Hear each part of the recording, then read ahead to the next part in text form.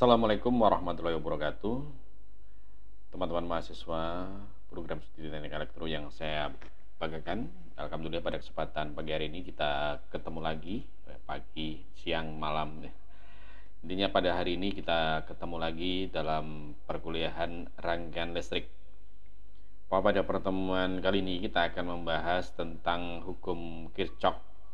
Pembahasan hukum Kirchhoff yang akan kita bahas adalah tentang hukum Kirchhoff yang mempelajari ataupun mengukur arus, yakni hukum Kirchhoff 1 atau Kirchhoff Current Law. Oke. Tujuan dari pembelajaran ini yang pertama adalah untuk mengkaji hukum Kirchhoff arus serta menghitung besarnya arus pada rangkaian listrik menggunakan hukum Kirchhoff arus. Nah, di sebelumnya kita mempelajari tentang hukum Ohm, maka pada hukum Kirchhoff ini juga erat kaitannya sama hukum Ohm, bahwa hukum Kirchhoff itu sebenarnya ada dua, hukum Kirchhoff arus dan hukum Kirchhoff tegangan. Oke, hukum Kirchhoff arus akan kita pelajari pada pertemuan kali ini, bahwa hukum Kirchhoff arus pertama kali diperkenalkan oleh seorang ahli fisika Jerman yang bernama Gustav Robert Kirchhoff. Dia hidup tahun 1824 sampai dengan 1887. Pada tahun 1945, hukum Kirchhoff itu ditemukan. Hukum Kirchhoff yang sebenarnya ada terdiri dari dua bagian, yakni hukum Kirchhoff arus dan hukum Kirchhoff tegangan. Nah, hukum Kirchhoff arus atau hukum Kirchhoff 1 ini dikenal sebagai hukum percabangan atau junction rule karena hukum ini memenuhi kekekalan muatan. Nah, hukum Kirchhoff ini diperlukan untuk rangkaian yang multisimpal yang mengandung titik-titik percabangan ketika arus mulai terbagi. Hukum Kirchhoff arus merupakan salah satu hukum dari ilmu elektronika yang berfungsi untuk menganalisis arus. Nah, hukum Kirchhoff 1 ini sering disebut juga dengan hukum arus Kirchhoff atau Kirchhoff atau Kirchhoff Current Law ya bahasa Inggrisnya. Nah, bunyinya dalam hukum Kirchhoff 1 bahwa arus yang masuk melalui suatu titik percabangan, ya ini dalam suatu rangkaian listrik dengan arus total yang keluar dari titik percabangan tersebut sama besar keluarnya ya.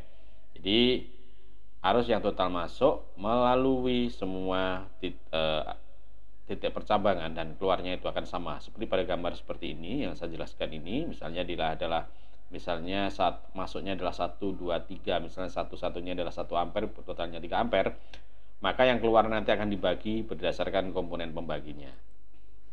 Nah, sehingga dirumuskan ya total arus yang masuk sama dengan total arus yang keluar.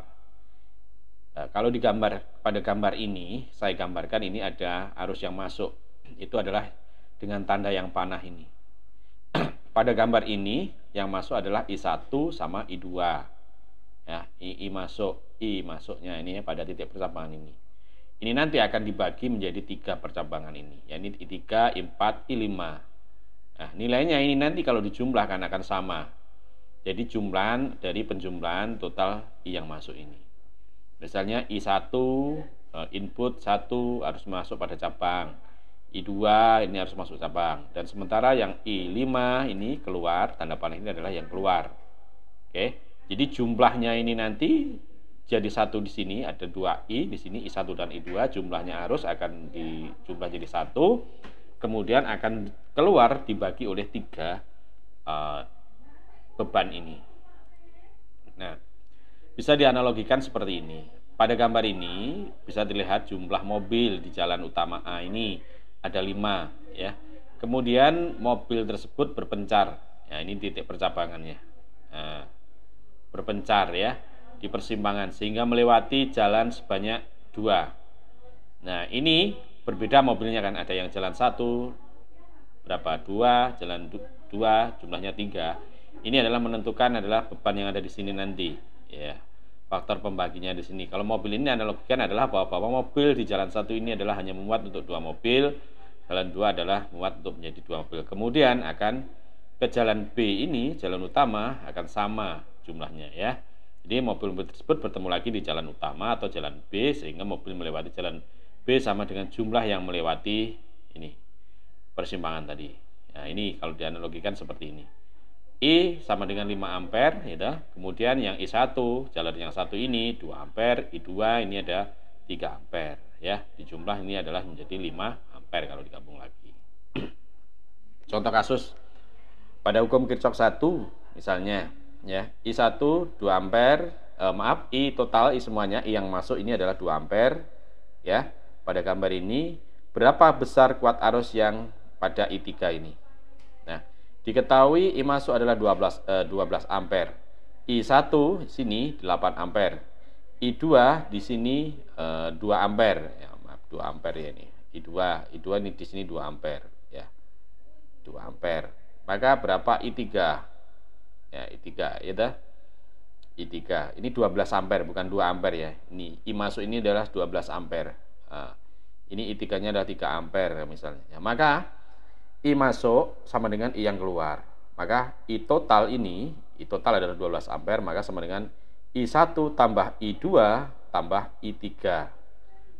Maka dituliskan 12 sama dengan 8 tambah 3 tambah I3. I3-nya kan belum diketahui, sehingga bisa dituliskan 12 sama dengan 8 tambah 3 adalah 11. Tambah berapa I3?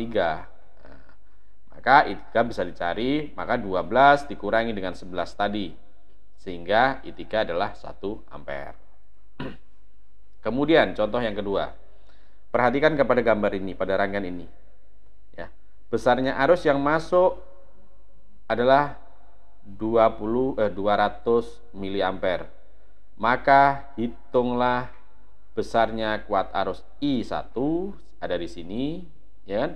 Dan I3 ada di sini, dan I5. I5 mana? I5 ada di sini.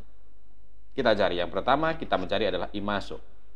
I masuk kita tulis sini adalah 200 mA. I2 adalah ini 80 mA, ya. Sementara I4 ini ketahui adalah 400 mA. Ditanya I1, I3 dan I5. Kita cari I1 dulu. I1 yang ada di sini, kita masuk di sini. Percabangan dimasuk sini, ya. I1 tambah I2, I1 tambah I2 sama dengan I masuk sama dengan, I masuk sama dengan I1 tambah I2. Maka bisa dituliskan, tadi sudah dijelaskan bahwa I masuknya adalah 200, maka 200 sama dengan I1 ada di sini, tambah dengan 80. Maka I1 sama dengan 200 kurangi 80. Maka I1 sama dengan 180 miliampere. Kemudian pertanyaan yang B, ya. Berapa I3? I3-nya ada di sini. Ya. Tadi di sini sudah diketahui kan, 120 miliampere. Maka I1 sama dengan I3 ditambah I4. Nah, ini kan. Nah, ini dia keluar dari cabangannya. I3 sama dengan berapa? I3 tambah I4. I3 sama dengan 120 dikurangi 40. 40-nya adalah I4 ini. Dari mana 120 dapat? 120 karena ini tadi hasil dari I1 adalah 140. Karena yang masuk sini adalah 120 miliampere. 120 dikurangi 40 sama dengan 80 miliampere. Oke. Dari sini sudah paham kan? Oke, selanjutnya kita pada pertanyaan yang kelima, yakni I5. I5 sama dengan I2 tambah I3 tambah I4. I5 kan ada di sini, ya. Jadi berbagai macam ini tadi. Ada I2, I3 dan juga I4. Maka I2-nya 80 ditambah I3-nya tadi. Ya. Kemudian ditambah lagi adalah ini, I3-nya berapa? 80 tambah I4. I4-nya adalah 40 sama dengan 200 miliampere. Itu ya. Itu adalah contoh yang kedua. Oke. Baik. Selanjutnya, dari hasil tadi, mahasiswa saya harapkan adalah untuk melakukan percobaan. Ini bukan percobaan, mengerjakan latihan soal-soal ini. Namun sebelumnya akan saya beri analogi lagi nih. Misalnya ini ya. Oke. Ini ada tegangan 12 volt. Ini ada beban 100 ohm ada juga beban ini 50 ohm, ini adalah 60 ohm. Oke, apakah benar arus yang masuk ini nanti akan sama arus yang keluar pada titik percabangan? Arus yang masuk pada titik percabangan adalah ini. Percabangannya adalah ini ya. Kita masuk, kita lihat dulu, kita cek dulu titik percabangannya, ya. Titik percabangannya di sini. Ini nggak bisa kelihatan ini ya. Oke, bisa saya kecilkan. Ini di mana nih, ketutup ini ya. Oke. Bagaimana ini? Sebentar ya. Oke, saya tak close dulu sebentar ini. Kita lanjutkan nanti ya. Oke. Coba saya cek ini, ada masuk ini 12 volt, ada di sini. Kemudian akan masuk di sini.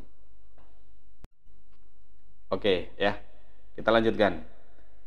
Pada rangkaian ini kita akan melihat apakah benar I yang masuk sini nanti akan sama dengan I yang keluar di sini. Kita mulai, kita lihat, cek. I yang masuk berapa? 94. Oke, kita catat dulu. Kita catat bahwa I yang masuk adalah 94. Nah, 94. 94,29 mA ya, 9 mA. Oke. Nah, coba akan saya hitung ini, akan saya putus ada di sini ya. Akan saya putuskan ini, akan saya gabung di tempat lain ya, di tempat percabangan yang lain ini ya. Oke. Oke, kita hubungkan di sini. Akan saya hubungkan di sini, sementara yang di sini saya putus. Kita lihat arus yang masuk di sini ini, ya, yang keluar di sini. Ini kan titik percabangannya ada di sini ya. Nah, kalau lakukan ada di sini, titik percabangannya ada di sini. Oke, saya hubungkan di sini. Nah, ini artinya yang sini yang keluar ini kan. Di sini keluar, yang keluar adalah bagian sini. Oke. Ini yang analogi aja, misalnya ini adalah I masuk dan ini I1 dan I2 gini ya. Oke, kita lihat tadi 94. Nah, kita hidupkan lagi, kita ukur berapa ini? 51 ya. Yang masuk pada R ini adalah 51,43. 51 ya. Yang keluar pertama pada percabangan pertama adalah 51,43. Oke. Kita hitung lagi, kita coba lagi apakah benar ya. Nah, kita potong. Kemudian yang tadi kita hapus. Yang tadi. Oke. Kita hubungkan sini. Oke. Kita lihat yang di sini nih, kita putus ini. Karena apa? Pada rangkaian listrik, pengukuran menggunakan ampermeter itu adalah harus secara seri. Oke, kita hubungkan di sini satu dan satunya adalah di sini. Ya, yang keluar ke bawah ini. Nah, oke, biar kelihatan ya. Oke, kita lihat berapa tegangan arus yang keluar. Oke, di situ adalah 42,86. Kita hitung misalnya adalah 51 tambah 42 berapa tadi? 51 tambah 42 ini 3, ini 4 adalah 9. 93 komanya kita jumlahkan jadilah 94. Ya kan? Nah, inilah cara memahami hukum Kirchhoff arus. Itu dari saya, silakan untuk dikerjakan soal-soalnya yang ada di sini, ya, soal latihan para mahasiswa. Di sini adalah kita mencari R1 yang ada di sini. Ya, terdapat rangkaian berikut ini berikan berapakah arus yang melewati R yang 1, R1, R2, R3. Ya, di sini ada 2 sumber tegangan. Selanjutnya yang ini, ini hampir sama yang tadi, sama yang sudah saya uji coba tadi. Anda bisa lihat di sini. Nah, di sini juga berapa? Kalau ini ada sumber tegangannya 1. Sementara ya, ini sama. Kalau ini kita mencari berapa I yang ada di sini. Dan ini juga. Ini ada beberapa. Dalam mengerjakan ini harus kita memperhatikan kita berpegangan pada hukum Ohm dulu. Nah, hukum Ohm dulu kemarin ya. Setelah hukum Ohm, kemudian kita turun menjadi hukum Kirchhoff ini. Itu dari saya. Terima kasih. Saya akhiri. Assalamualaikum warahmatullahi wabarakatuh.